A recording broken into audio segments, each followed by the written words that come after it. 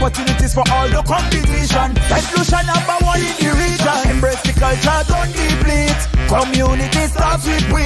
Let's keep the natural beauty of streets that we see. Hey, show the world what we create. Tourism week where we celebrate. Sustainable and green we coordinate. Educate yourself and participate. Participate in the week of activities for Tourism Week, September 24th to the 30th. Good day and welcome to the official launch of World Tourism Day 2023 under the theme Tourism and Green Investments. As an island nation that has earned a well-deserved reputation as a sanctuary for relaxation, adventure, and cultural enrichment, we thank you for joining us today as we celebrate a week of activities for this commemoration. And to help me do that today, we have a head table with different responsibilities. So we will hear first introductory remarks from the Minister of Tourism. We will also hear the airing of the World Tourism Day Jingle. We will have a panel discussion on theme, and we will end with the unveiling of the activities on the calendar. Let me take the opportunity now to introduce our head table, and I will start from the middle with the Minister of Tourism, of course, who needs no introduction, Dr. Ernest Hilaire. Welcome, sir. Thank you for joining us here this morning for the launch of the activities. And to Dr. Hilaire's left, we have the Deputy Permanent Secretary in the Ministry of Tourism, Mrs. Anne-Margaret Adams. And to his right, we have the CEO of the Community Tourism Agency, Ms. Dahlia Gard. To her right, we have Mr. John Mathre, the first Vice President of the Saint Lucia Hospitality and Tourism Association. And all of them will serve as panelists for the panel discussion. And for the unveiling of the activities, we are joined by Ms. Samantha Charles to the far end, who is a tourism officer in the Ministry of Tourism. So we are going to get started here this morning by inviting the Minister to offer introductory remarks. Well, thank you very much, Madam Moderator. And certainly it is a delight to be part of this panel discussion this morning and to present introductory remarks on the theme in particular. When you reflect on the theme for this year's observance of World Tourism Day, when you just the notion of a focus on climate and the issue of sustainability really brings to the fore the critical importance of the two issues at hand there. That of tourism, and we'll come back and speak a bit about the significance of tourism, and that of green investments. And you really could not get two concepts that need to be interlocking, that need to be considerate of each other's nature, and I take my introductory remarks to really be focused on those two concepts. But of course I need to reflect on the fact that I have on the table with me two very magnificent awards, the World Travel Awards, and just, well, at least they're free, but they're two relevant, because one is for the Caribbean leading destination for the nature tourism, leading destination for nature, and the other one for adventure. The third one is for honeymoon, so we can put that one aside for now. But we haven't won two awards, one for adventure and one for nature. Immediately tells you of the connection that Saint Lucia has to the environment and to sustainable development. And when we focus today on green investment, what we are saying is that tourism in its expansion, tourism is the world's fastest growing economic activity. As it grows, as the carbon footprint, as the impact on the environment grows, you have to reflect on the extent to which we need to take cognizance of the impact and whether we want to proceed along the same lines at the same pace that we did historically.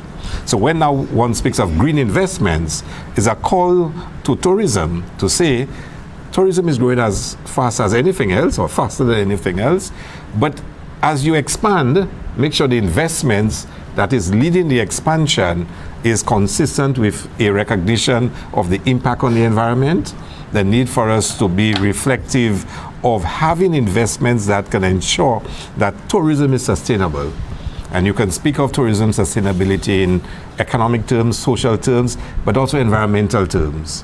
And green investments says to us, moving forward, the monies that we are attracting to expand the tourism industry should always take cognizance of the impact on the environment and make sure that those investments take into account the various components of having a sustainable tourism industry. So today's discussion is very appropriate. We are at a point in time in Saint Lucia where we are in multiple discussions on, investments in the tourism industry, whether it is in community tourism, whether it is in resorts and other hotel projects. And we must remind ourselves that every instance, the investment must be green. It must look at the various components, the use of wastewater, the use of clean energy, the use of recycling, and all those various components. When we speak to an investor, we must say to them, as you come to Saint Lucia to invest, we welcome it, we want it, but you must take into consideration those critical issues, and which we will call green investment, to make sure that your investment always takes into account our desire to have a sustainable tourism product in Saint Lucia, one that is very cognizant of its impact on the environment and the people that live in the various communities. So, in inviting me to deliver introductory remarks, I think I want to end by saying that I think the theme is very, very appropriate, very relevant, and it is something which I think will excite all of us as we speak about the various components of it. Thank you very much. Thank you so much, Mr. Minister. It's great to hear of the government's commitment to sustainable tourism and to our country. That's so much part of our identity, yes, as a country. So thank you so much for those introductory remarks. And we will now hear the airing of the World Tourism Day jingle.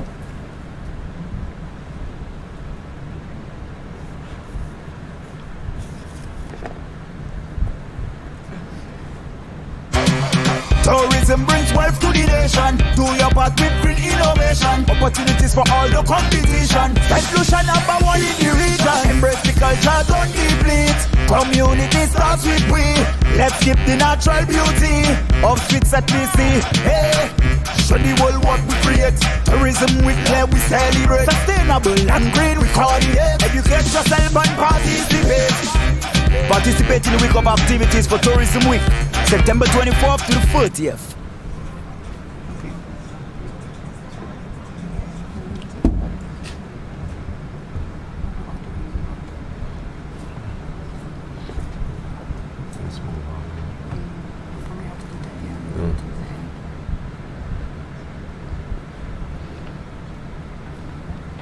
Thank you so much for that.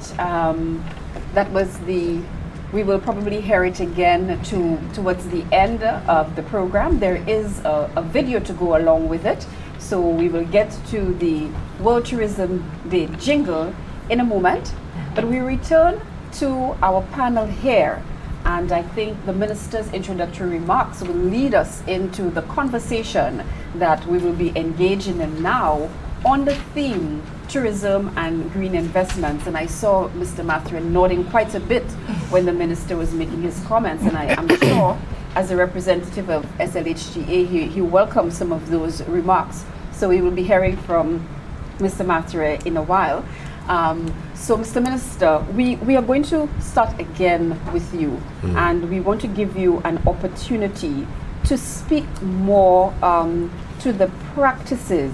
How do you plan to promote sustainable tourism practices and green investments in Saint Lucia? I know you started off by saying that in all conversations that you have with the investors, that it's at the forefront of those conversations. But could you speak a little more to how you plan to promote that within your ministry?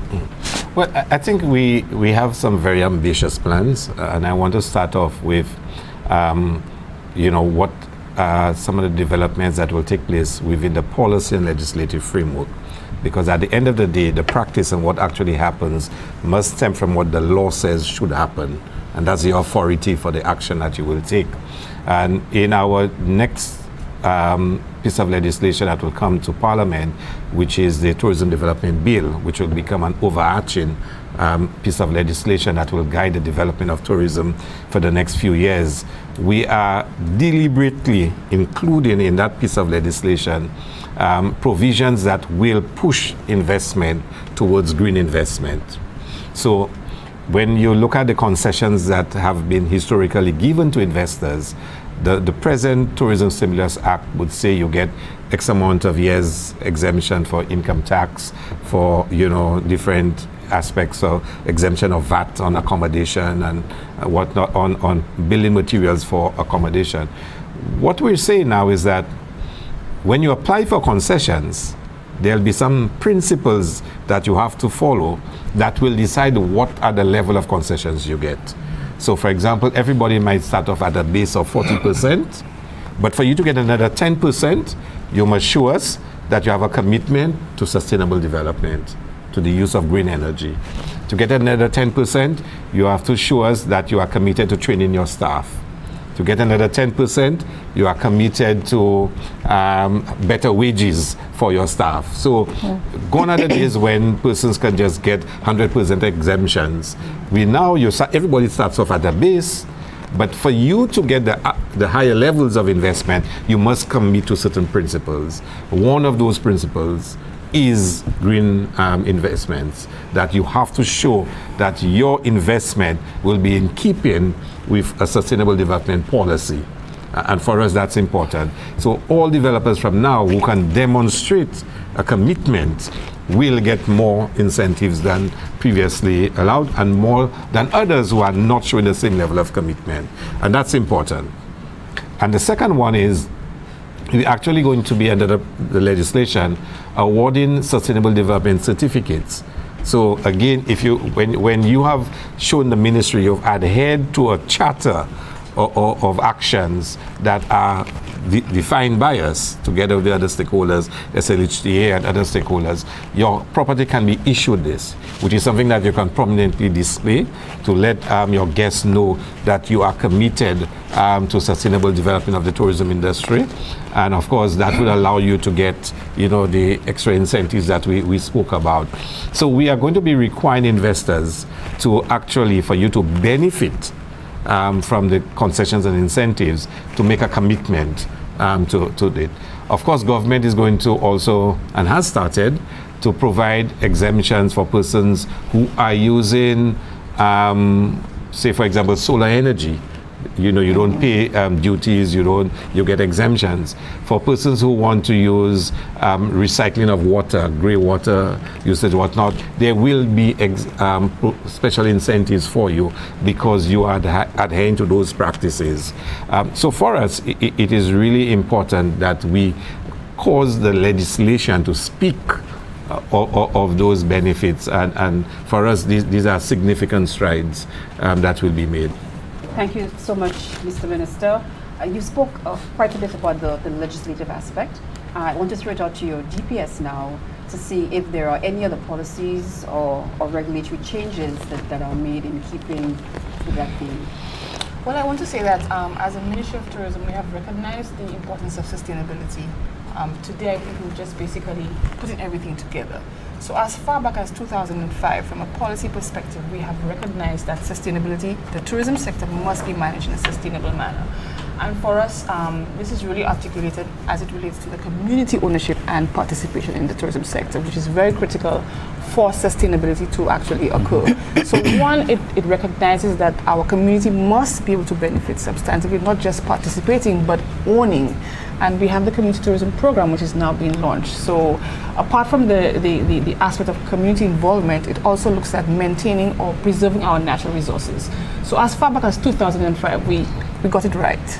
And I think today is just basically a continuation and cementing in terms of our approach to maintaining that level of sustainability.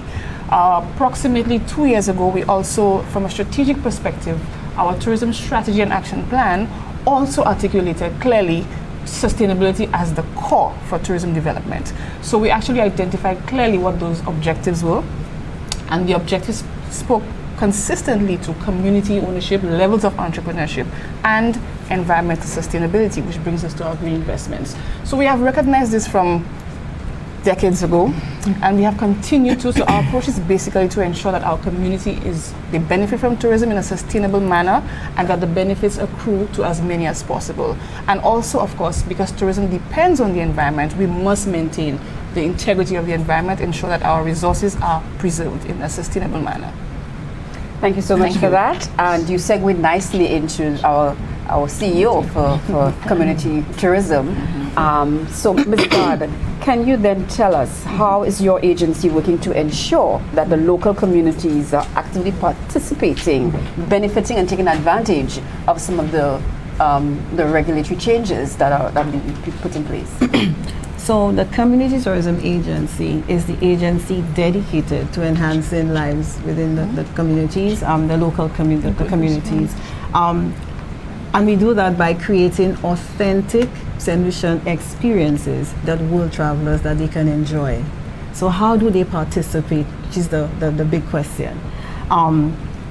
They participate, the agency provides support services to Saint Lucians within the various communities who want to create authentic Saint Lucian experiences. How do we do that? By providing funding and financing support. So you can get loans and grants through the agency.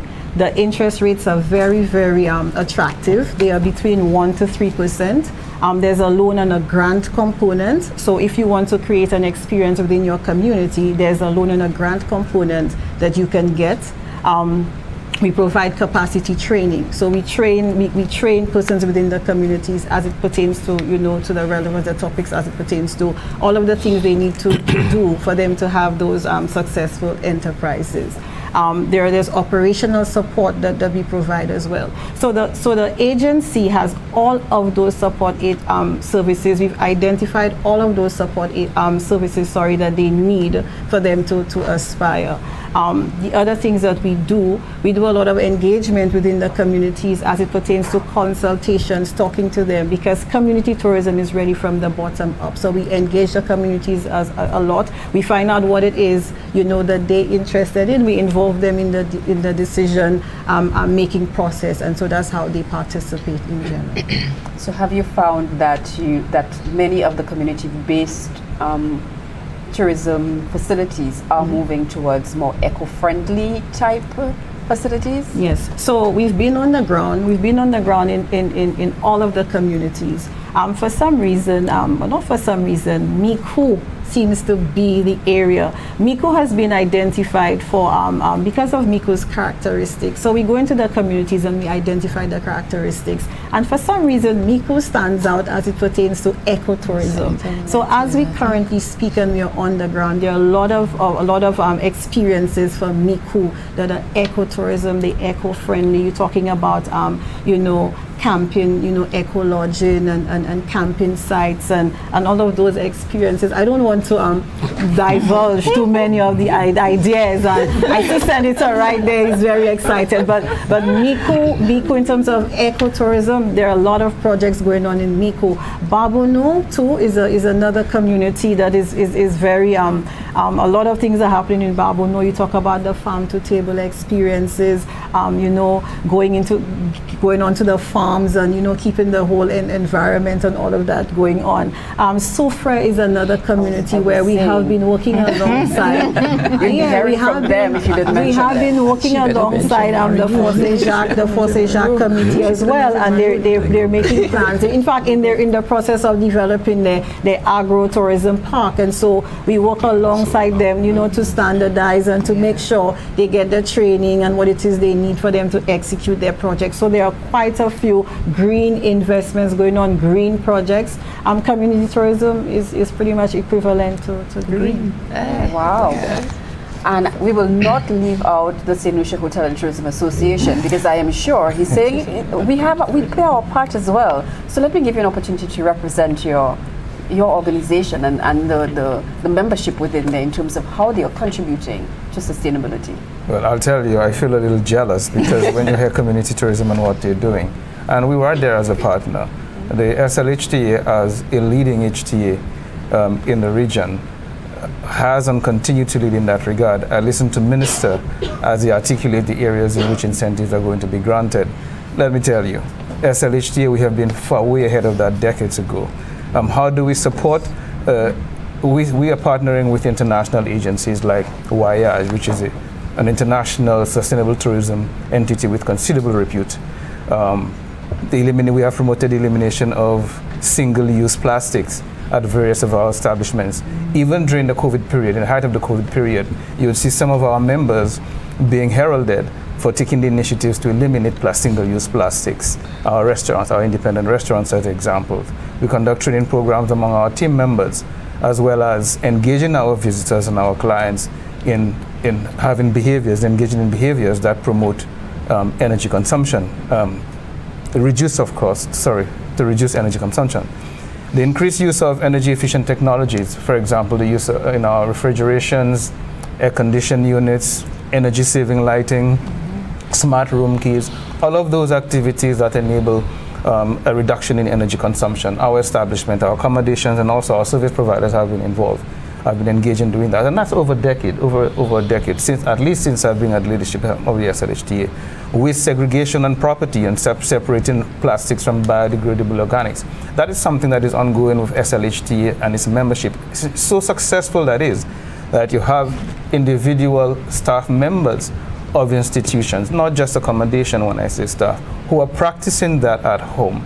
It is interesting to go to the Sofia region, and community tourism, I assume, will pick up from that one. And you see biodegradable matter functioning as decor. And even while they biodegrade, they act as fodder to the biosphere. So that is a testament to the SLHTA's input and attributes. As a matter of fact, I'll tell you, I've been in the hospitality industry since 1989. And what I have seen, they have properties in Saint Lucia who remain green even in the dry season. Why? Because they're able to use and recycle gray water. And some of us, myself included, are actually practicing that. So we have been engaged, and it's a heartfelt gratitude to the government to recognize and realize that. And we see our members continuing to play its part with community tourism and with government in promoting those sustainable practices. Thank you so much for that. Mr. Minister, I'll return to you. In terms of all that you have heard that the Hotel and Tourism Association is doing with their membership, what we plan to do with community tourism, and even what you have said in terms of the strategies, how do you see that fitting into the broader sustainable development goals of the country? Well, I think it fits in nicely because they probably have two sectors that have the greatest impact on the environment: agriculture and tourism. Mm-hmm. When you consider for this upcoming cruise season, we'll probably have over 700,000 cruise passenger arrivals. 700,000 people stomping their feet about Saint Lucia has an impact on the economy. If you think about a couple 100,000 just visiting our beaches for beach days, of course the beach boys will make money, they rent chairs, people selling pizza by the beach, selling barbecue, so money is circulating. But there's an impact on the environment, waste generation of waste, just the carbon footprint is significant. So tourism does have a massive impact. The resort, the hotel plants, the cruise arrivals, and people moving about in the waterfalls, the rivers, zip lining, Grizzly Friday nights, I mean, it has an impact on the environment. And therefore we have the broader Sustainable Development Goals as outlined by the UN. And therefore we have to make sure that in those everyday practices, we ensure that we also keep the broader commitments we have to those goals. I mentioned agriculture, but for obvious reasons, we know the impact agriculture has on the environment in terms of use of pesticides, fertilizers, whatnot, and cutting of bush and whatnot, so one can plant whatever. But we seem not to focus so that tourism has a massive impact. The amount of vehicles, taxis that are carrying people around, the amount of rentals, that are in place. I mean, the car rental companies are expanding rapidly in Saint Lucia because people want to rent vehicles to move around. So it has an impact, and we have to be very conscious. If you look at the data from Lucilec, you will see the percentage of consumption of electricity in this country, how significant the hotel plants are within that. It's a very significant percentage actually used by hotels. You know, AC units running every day, lights on all night. I mean, they do have a dramatic effect, the use of fossil fuel, because our electricity is still generated by the use of diesel. So how do, again, we move into the direction where we start saying to new investors in the tourism sector, if you're going to build a hotel, tell us what percentage will be clean energy. We cannot go back to developers coming building new plants in St. Lucia and totally dependent on Lucilec and the use of fossil fuel, because that will not help us meet our sustainable development goals, our SDGs. So we have to start saying to developers, you have to tell us what's your plan. Grey water, you know, what's your plan for the use of grey water? And we are engaging them in that kind of dialogue. And there are a couple of developers who say, okay, we want to put a plant nearby. And we have to ask them, I mean, what are you going to do in terms of environmental action? You know, there's a mangrove nearby. What can you do to enhance it? Because even your guests now wants to visit the mangrove, because the new generation, especially, I think they call the new generation Alpha, or whatever. These are people that are taking the environment more seriously than previous generations ever did. And there are visitors now, when they are booking, they actually want to see what's the environmental review of that resort or that hotel. They actually want, you know, and the properties that can boast now of their commitment to environmental sustainability actually are becoming preferred choices, because the generation that is more affluent now, that's traveling, actually want to know what is your environmental policy and your practices. And therefore, properties are now finding out that having those programs at their properties actually makes them more attractive.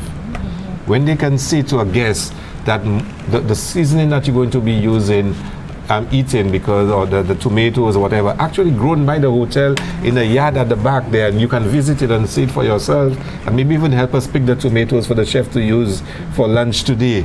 For them, that's an experience, and they want to know that they are eating organic, the farm to table experience that we speak of.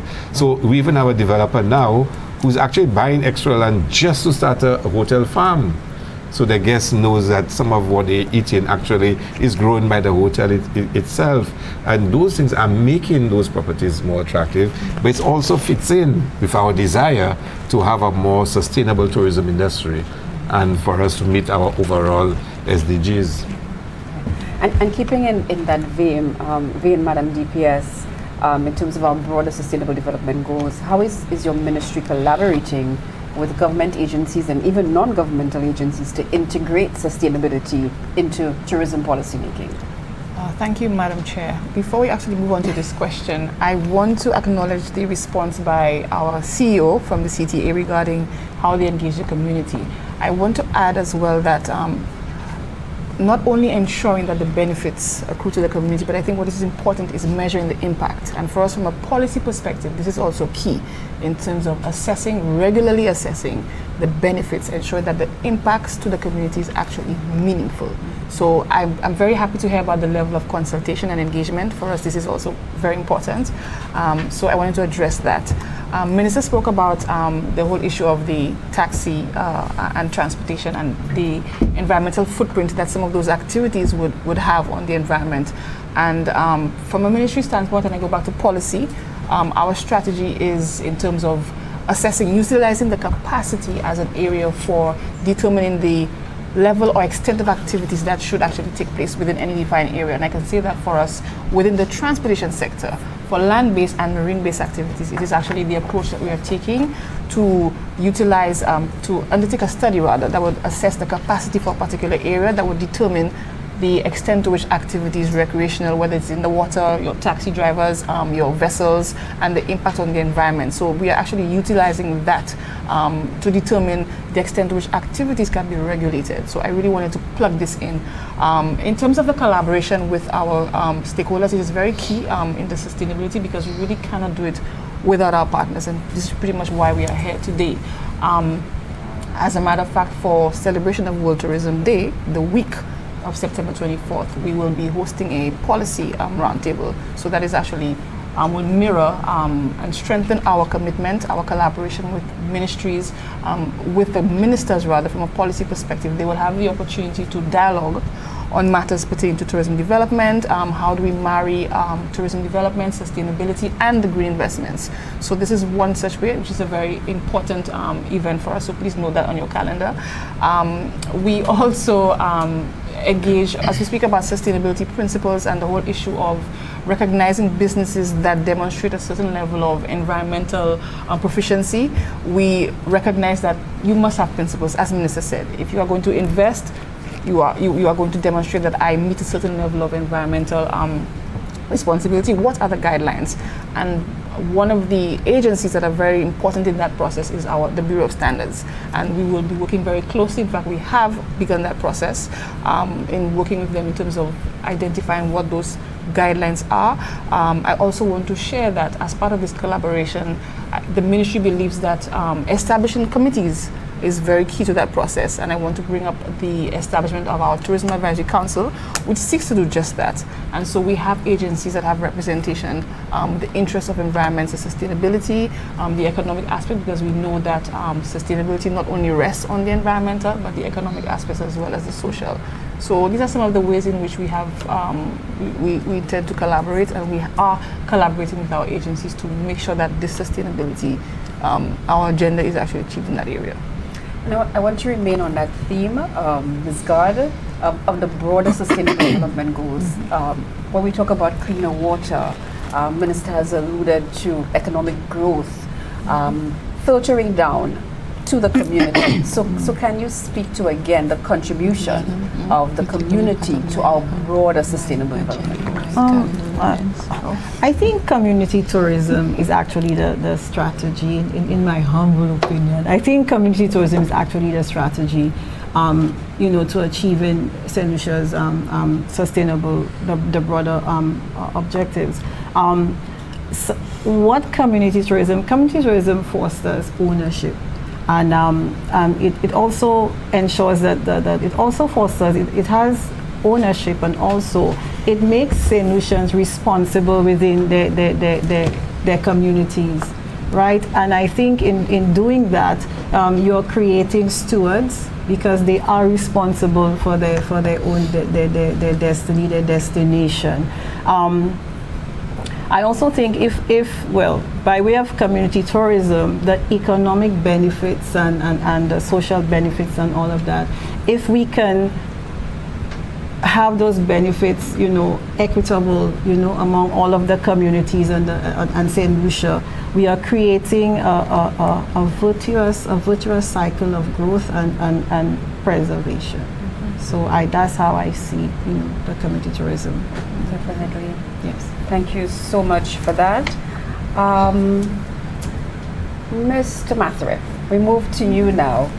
Again, we're looking at that. We want to find out whether you can provide examples of sustainable tourism initiatives that have really garnered international attention.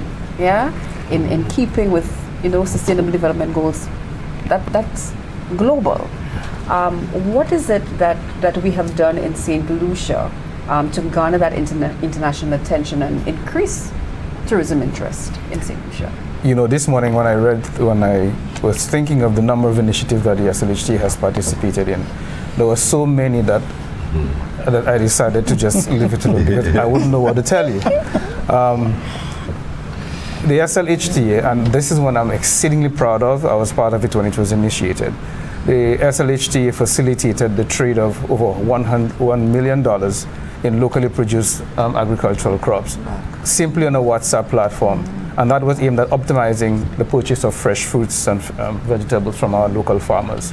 That was taken over. That gathered a lot of interest by the international community. And I was saying to my CEO this morning, we need to ride on the success of this. We need to take this up.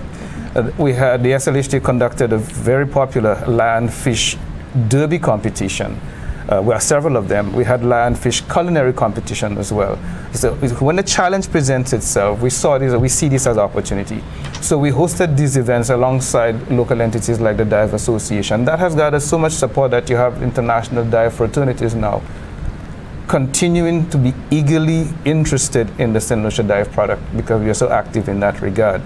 The SLHA is a founding partner of the Saint Lucia National Conservation Fund, and it continues to perform admirably as one of the leading partners for that fund. Coral reef restoration projects have garnered a lot of international support and enthusiastic support as well from our local environment. But it has also played a role in identifying Saint Lucia as a preferred dive destination. The use of local ingredients in our cuisine is something that is cliche, and that continues to resonate globally. As a matter of fact, only last week I was speaking with some of my Jamaican counterparts who were showing admiration on the local HTA for its focus and concentration on green energy and green preservation and sustainability functions. So yes, there's a lot that I can talk about, but these are zeroing as the main ones. Thank you so very much. And it looks like these things will take us into the future once we're able to sustain and keep implementing them. So I wanted to move now to some final comments from each of our panelists. And again, we will give the Minister the first go at it, or should we come to you last, Mr. I think you should close, Mr. Minister. Let's reverse it. So Ms. Gordon, we will come to you. So in the context of our theme of tourism and green investment, and in the context of us getting ready to celebrate World Tourism Day, speak from your perspective to what you would like to see for the future as it regards your community tourism. As it regards to community tourism for the future, I would love to see that when we advertise Saint Lucia futuristically, that we can actually zone in and zoom in on all of the communities in Saint Lucia. To zone in and zoom in on the experiences that we have created that are environmental friendly. And in my closing words would be, I would want us to get to a point where Saint Lucia becomes the model that the world wants to emulate as it pertains to sustainable tourism. Mr. Mathura, I turn it over to you. Green investment in tourism means marrying community with heritage, marrying community with culture. I think the continuous focus by stakeholders, government, private sector, community agencies, to focus on developing, preserving communal assets, this will identify Saint Lucia as a premier destination. Among the clutter and noise of tourism marketing, if we are to stand out, there has to be that ethos, that marriage and ethos. Green tourism investment, the community, its culture, its people, and how we preserve without continuously damaging the environment. We have to continue to create a biosphere, an ecosystem in which everyone can have ownership and responsibility, becoming custodians to the environment that we live in. Great final words, and I guess being recipients of those 2 awards, as the Minister said, a testament to that. Oh, absolutely. So we have to continue, we have to maintain those awards and add to them. So the next time the table probably won't have enough space to hold them. Let me move now to our Deputy Permanent Secretary in the Ministry of Tourism, Ms. Adams. Yes, so for us, continue to attract, pay attention to rather the communities benefiting from tourism is key. I think local economic development for us is at the core of sustainability. Saint Lucia depends on our tourism industry depends on the environment, and so ensuring that our businesses, not just the hotels, but all facets, all within the value chain, that businesses appreciate, recognize, and they aspire to demonstrate that level of environmental proficiency is where we certainly want to go, and we have already created that environment through our new legislation and incentivizing businesses. So for us, ensuring that the levels of entrepreneurship and the quality of the environment is continuously preserved, that is certainly where we want to see moving forward. Thank you, Mrs. Adams. And we close with the Honorable Minister.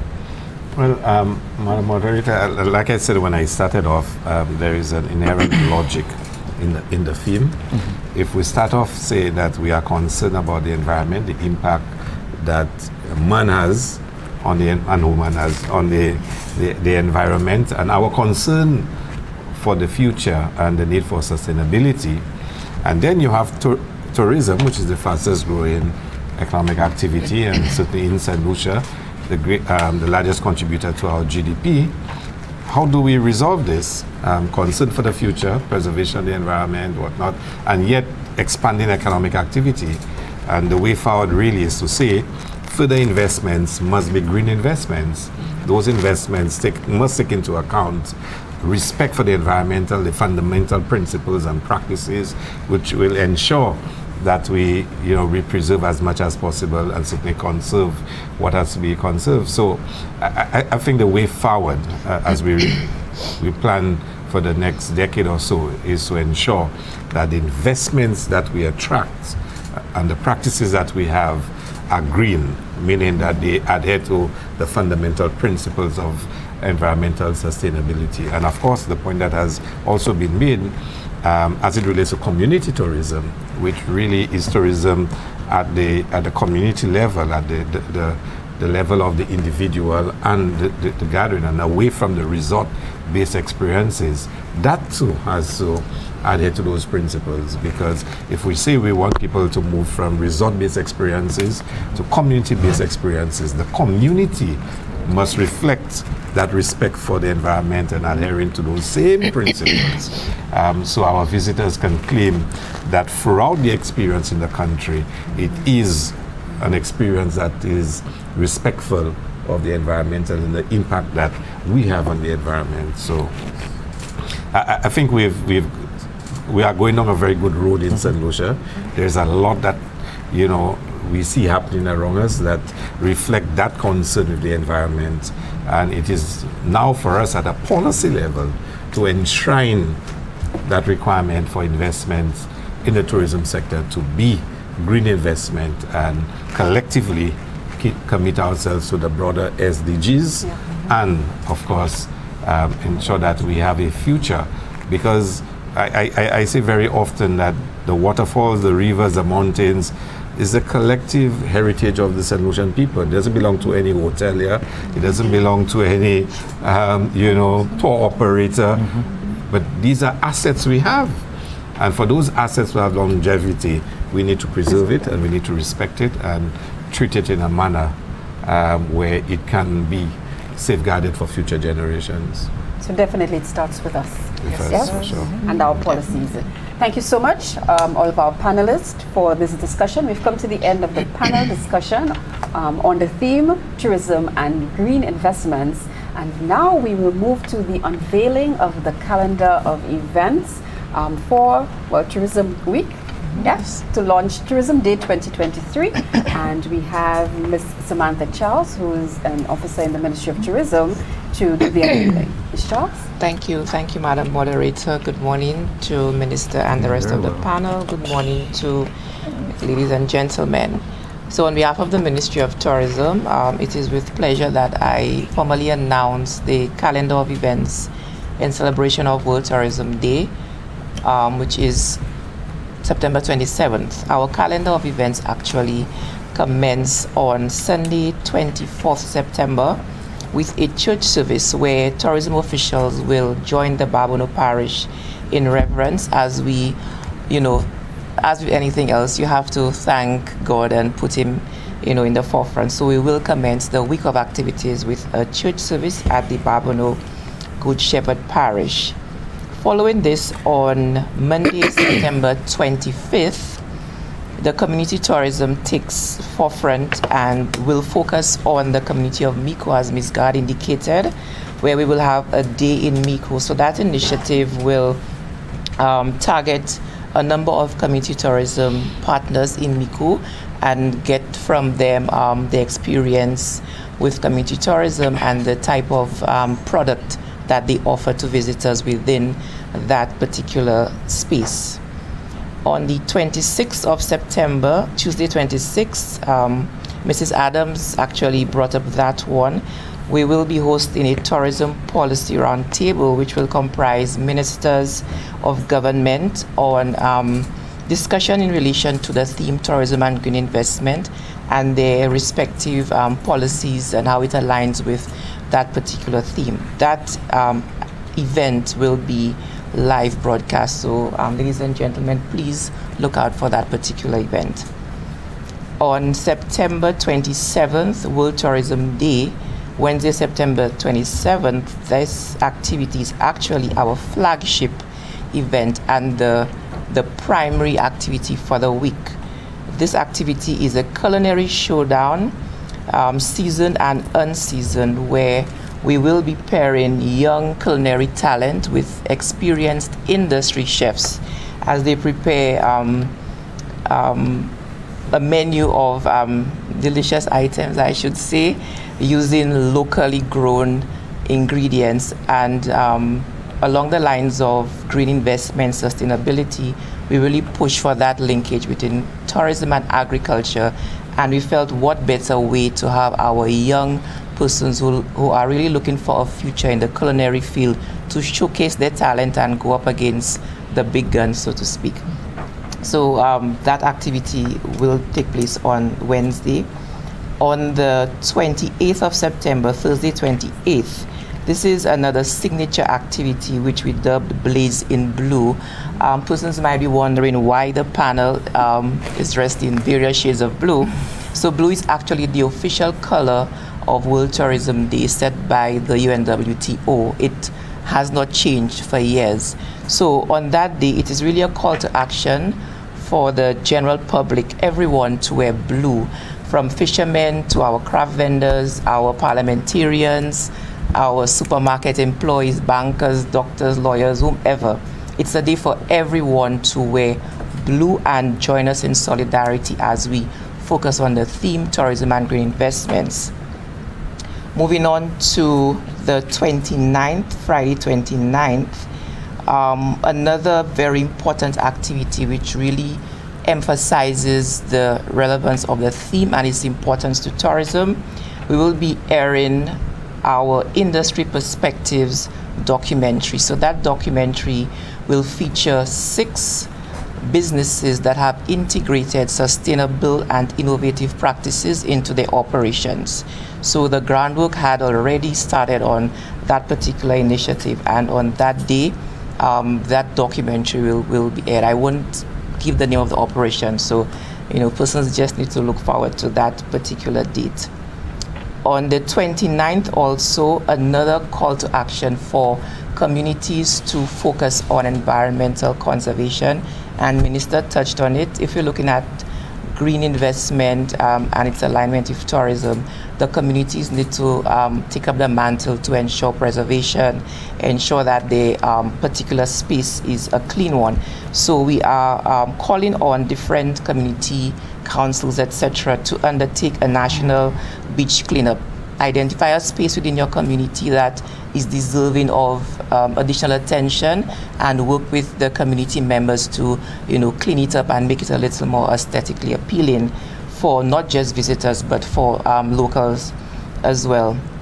And finally, our culminating activity on Saturday 30th September is a tourism futsal competition.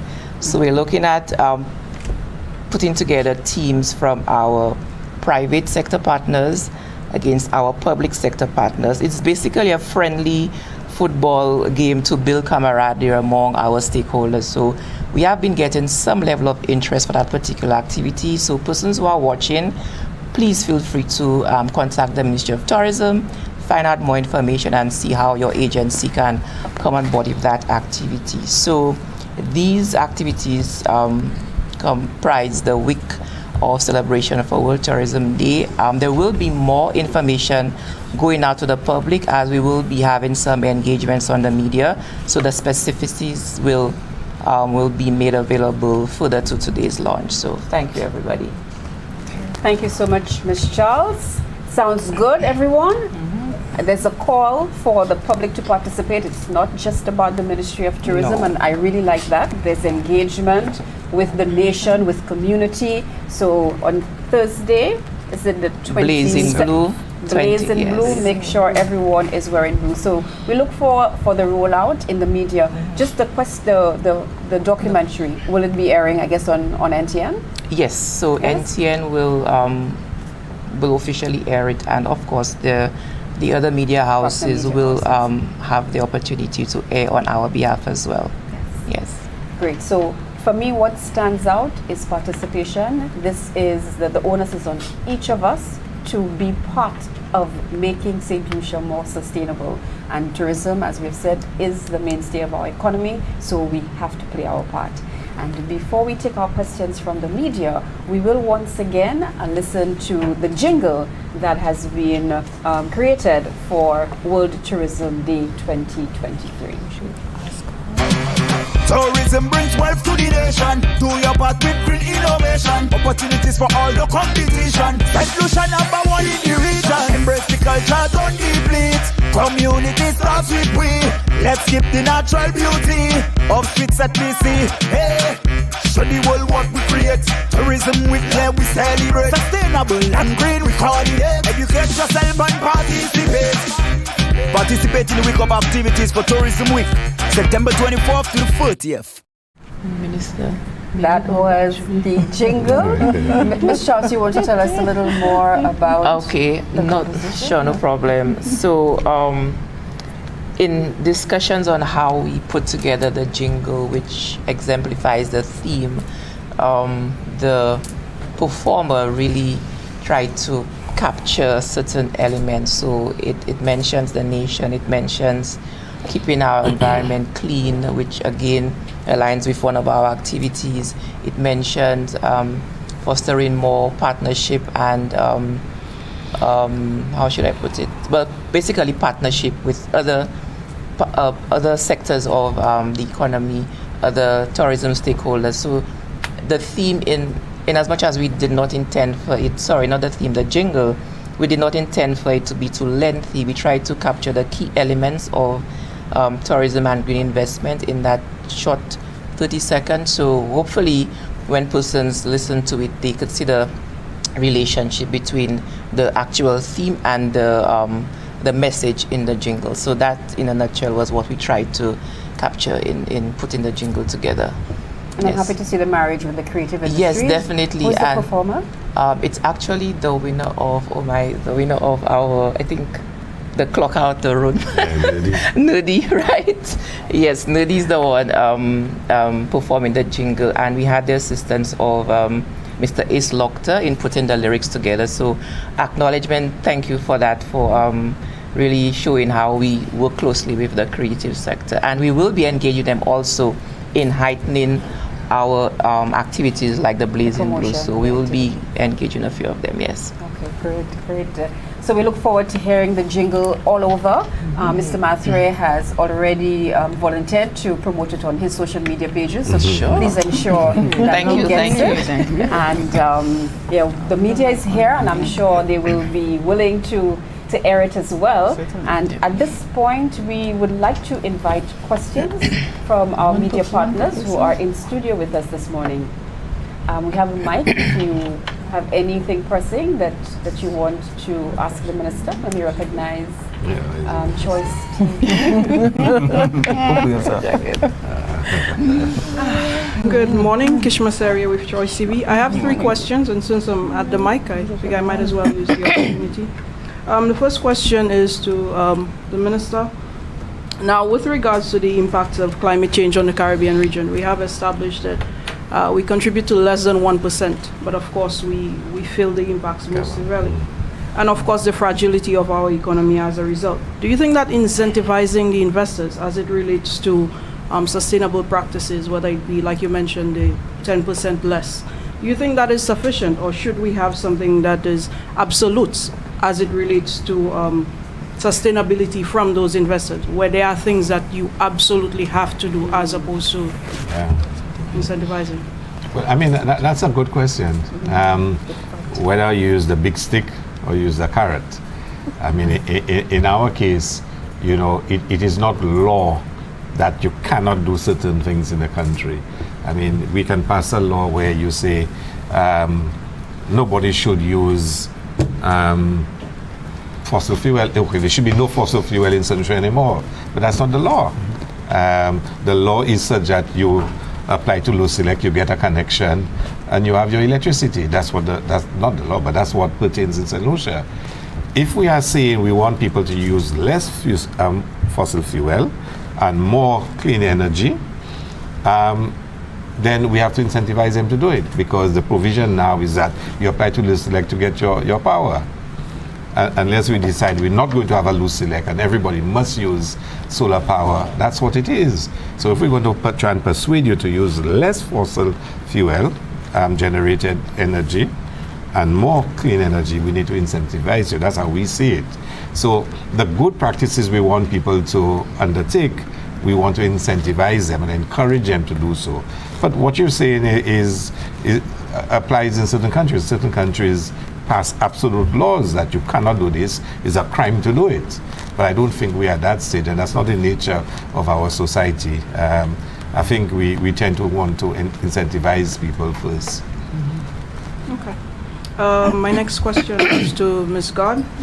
As it relates to community tourism, I remember the minister saying that the whole idea was for ownership, for persons to feel like they were part of the tourism pie, so to speak. As it relates to continuity, because we do have, unfortunately, slanting to what is in it for me. As human beings, I don't specifically mean us as Saint Lucians.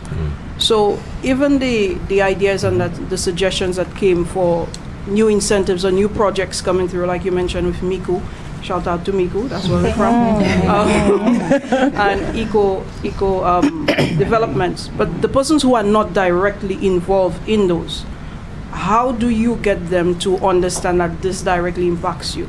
Because we know the issue we have with litter, we know the issue we have with flooding, we know the issue with our clogged culverts, etc. How do you now, on a mental level, get that shift for everybody to recognize that this is directly impacting us, whether or not you have an eco-village? Good question. I think in our drive, the Community Tourism Agency will have to embark as well on education and some, public awareness as it pertains to all of us being a part of it, like moderator rightfully said, all of us being a part of us being successful as it pertains to the Community Tourism Initiative. So I think education and public relations will be a very important part. If this is going to work, we would need to go in that route as well. Okay. And my final question for Madam DPS, Ms. Adams. You mentioned that the area that you spoke heavily on was policy, and the calendar of events did speak to various agencies coming together. As it stands now, in terms of education, is there any plans for climate change to be taught in school? Tourism, because we usually get into these areas post-primary, post-secondary, yet it is so directly and heavily impacting us. So why aren't we teaching our children about climate change? Outside of ads and I mean on a regular, consistent as part of the curriculum. Well, we've been advocating strongly for tourism to be taught in schools, recognizing the importance of tourism as an economic activity. For decades now, the ministry has worked with the education sector. And so incorporating, there has been some success in that, and I will say that there is a lot of room for improvement in terms of engaging the education sector, the schools. So I think including climate change related issues would certainly have to be as part of that agenda in terms of creating that awareness among the schools. So I will say that the ministry's approach in terms of ensuring that education is at the forefront, education on the importance of tourism, the issues of climate change. We speak about environmental sustainability, because sustainability is not just your social, your economic, but also your environment. So in ensuring that you inculcate that appreciation to the students, it would have to incorporate these types of issues as part of the agenda for training in tourism or creating that understanding in tourism. We recently had a national tourism public speaking competition. And so this is also an avenue for engendering that awareness and association of tourism. So this is one of the avenues that we can utilize in ensuring that climate change issues are addressed. There's that understanding of sustainability as a whole. And so I believe students have the opportunity to discuss tourism-related issues. So it will also mean that there will have to be some level of research, engagement, and understanding of the topics. So there have been avenues, and I would think that we just need to strengthen our approach in that area. Yes. Do you think it would make your job easier if, say, 5, 10, 15 years from now, you don't have to tell students about? Definitely. So should we now speak to Mr. Edward?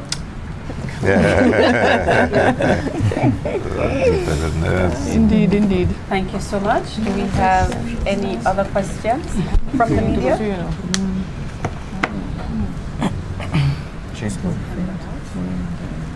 Yes, good day to all. Reginald Andrew from The Voice Publishing. Now, my question would be something similar along the lines of awareness, education. One of the panelists spoke about the importance of taking tourism from the ground up. But in the broader picture, with this emphasis on the blue economy and now ecotourism, sustainability. The minister, you mentioned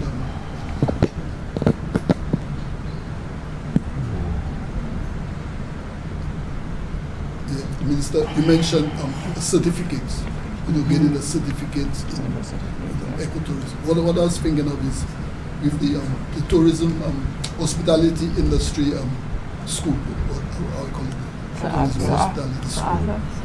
So would a certificate, then would students be able to incorporate this ecotourism drive into the curriculum, and as my colleague mentioned, in the school? So would it be something of a certificate of something of a standard that they could achieve in the same way they could impact in the community, put it into a more organized operation?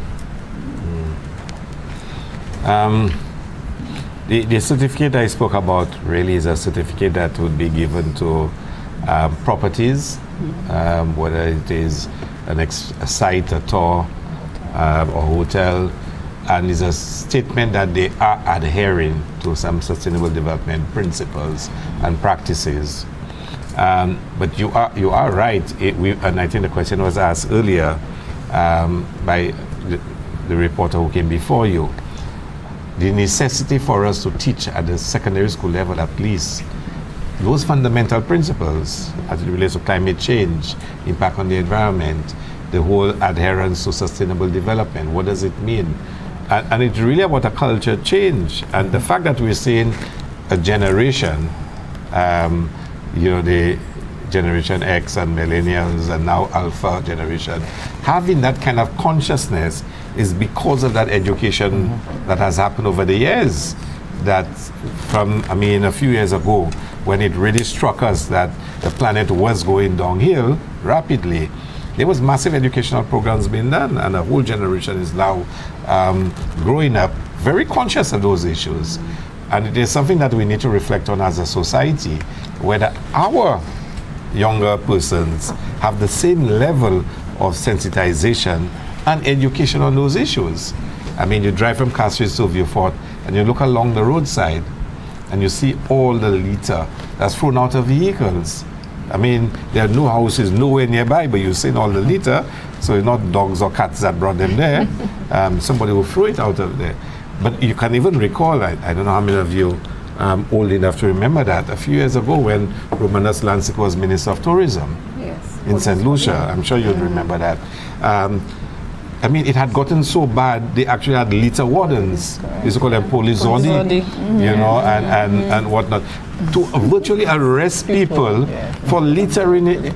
You just think about that. It had gotten that bad where you employ wardens to arrest people for littering. Of course, we've gone past that, but there's still visible evidence of disregard, certainly as it comes to littering and the disposal of waste. I almost ask the question, what do we do? Now, there is a fear of thinking that, if we keep cleaning it up, eventually they realize it is senseless to litter and the practice will stop. there's that fear. There's other fear to arrest them and put them in jail, or charge them and ticket them, whatnot. Whatever it is, we need to have a greater sensitization towards our environment and issues of climate change. And I think the question was asked, we are a negligible contributor to carbon emission, negligible contributor, but we are one of the biggest sufferers of it. I mean, you just have to go to Marigot Beach and just see the Sable, La Basse, and see what's happening there. And other parts of the Caribbean and other parts of the world, the Maldives and those places where it's real, the climate change. So we need to be sensitive towards it. We need to have environmentally friendly practices, and we need to teach our children about that. So you are right. It's not even so much a certificate. It's just the process of sensitization in schools, to start environmental clubs in schools, you know, to just educate the generation that we need to preserve the planet. It's all that we have as a civilization, as humanity, and that we need to preserve it. Yes. And just briefly, Ms. Gunn, you mentioned that the loans and grants to prospective, persons that want to get involved in the tourism industry. Now, in terms of categories, we have, bed and breakfast, we have vendors, you have like fishermen, you have cottage industries. Would you be able to guide them to specialize in a certain field, rather than just haphazardly, but they specialize in a certain area that could be, of service to the clients? Good question. The sectors that we are specializing in is actually restaurants and bars, accommodation, and experiences. So these are the three areas that we are specializing in at the moment. The areas of focus. And do you get persons of various walks of life, like grown-ups, young people? Yes, people yes. Of the communities that yes. So we've been on the road. We've been to the various communities, and I'm happy to say that we are getting persons from every community. We're getting persons from all walks of life. To answer to your question, the balance is really good. Male, female. Male, female, different walks of life. Extending throughout the length and breadth of the country. Correct, yes.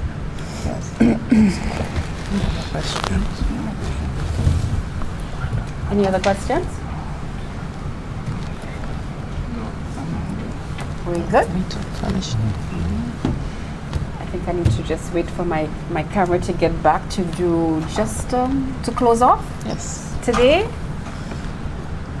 ladies and gentlemen, members of the media, thank you so much for your questions and your presence here this morning as we witness the launch of World Tourism Day 2023 with the agencies responsible, leading the Ministry of Tourism, Investment, Creative Industries, Culture and Information, as well as the Saint Lucia Hospitality and Tourism Association, the Community Tourism Agency, and Invest Saint Lucia. It has been a pleasure being here with you for the launch of World Tourism Day 2023. And the importance of that on Wednesday, the 27th of September, is to spread awareness of the importance of tourism and its impact on society. And that is where we all have to play our part. So look forward to the calendar of activities starting from the 24th of September from the Ministry of Tourism and its partner agencies. And thank you so much for joining us. My name is Natalie Jolie Fannas, signing off.